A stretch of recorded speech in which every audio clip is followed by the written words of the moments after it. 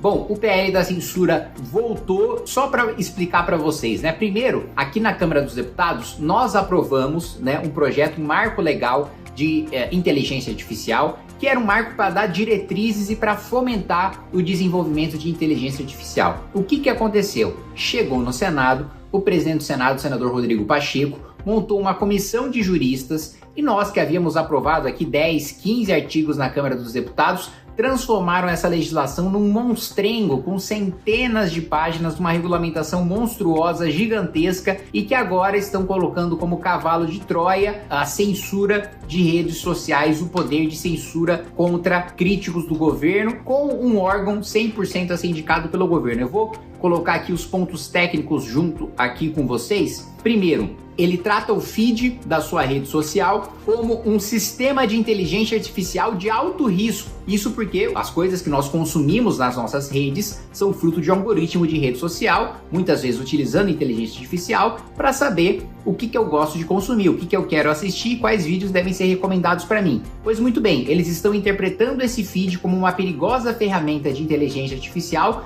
para ter uma justificativa para nos controlar. Esse feed das nossas redes sociais deve estar submetido a um órgão regulador a ser designado pelo executivo. Vamos lá, gente. Sempre que a gente institui agências reguladoras aqui que tem da aviação, a ANAC, a NTT dos transportes, a Anvisa, né, e por aí vai. Essas agências, elas possuem indicações que são feitas pelo Poder Executivo, mas precisam cumprir a lei das estatais e passar por sabatina no Senado. O que eles estão querendo fazer, exatamente como fizeram no PL da censura, é que tem para além da existência de uma agência reguladora específica para as redes sociais, que nós somos absolutamente contrários, essa seria uma agência 100% nomeada e respaldada apenas pelo Poder Executivo, apenas pelo governo, sem precisar passar pelo crivo da representação do povo que está no Poder Legislativo, né? Na prática, o governo poderá decidir o que você deve ou não deve assistir, ler e com quem interagir.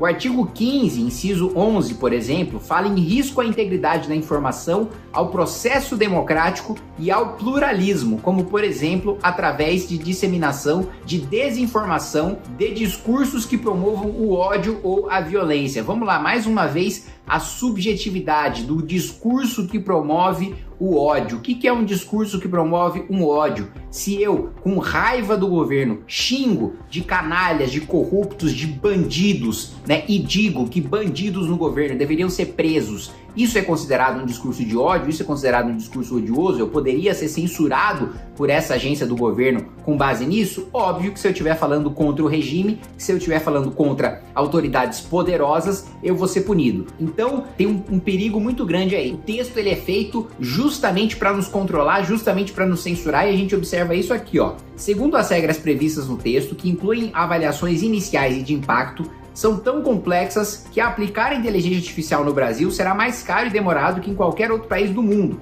Aproximadamente 35% do texto trata de novas obrigações e restrições afetando naturalmente toda a economia, como matéria transversal que é, estamos falando de tecnologia, agroindústria e etc. Inovação só consta em 5% do texto. O PL ignora o arcabouço regulatório já existente na Lei Geral de Proteção de Dados, no Código de Defesa do Consumidor, no Banco Central, na Anvisa e etc. Ou seja, é aquele velho discurso de que o Congresso Nacional não legisla sobre redes sociais, é omisso em relação a redes sociais, que as redes sociais são terra sem lei, e aí ele já impõe uma série de legislações e uma série de burocracias quando nós já temos o Código de Defesa do Consumidor, quando nós já temos o Marco Civil da Internet, quando nós já temos o Código Penal, tudo disciplinando que os crimes cometidos na vida real também são crimes cometidos na internet, também são virtualmente. As condutas que você não pode fazer na vida real, você também não pode fazer na internet. Não existe nenhum salvo-conduto, não existe nenhuma omissão do Congresso Nacional. Mas esse texto que está sendo conduzido